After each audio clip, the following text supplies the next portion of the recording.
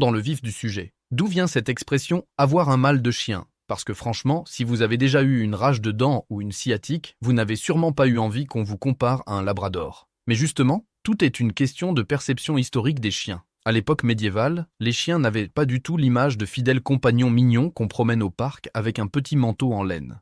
Non, pas du tout. Le chien était plutôt vu comme un animal impur, un peu sale, associé au bas-fond, parfois même au diable. Bref, pas très reluisant. Et dans ce contexte, tout ce qui touchait au chien avait une connotation négative.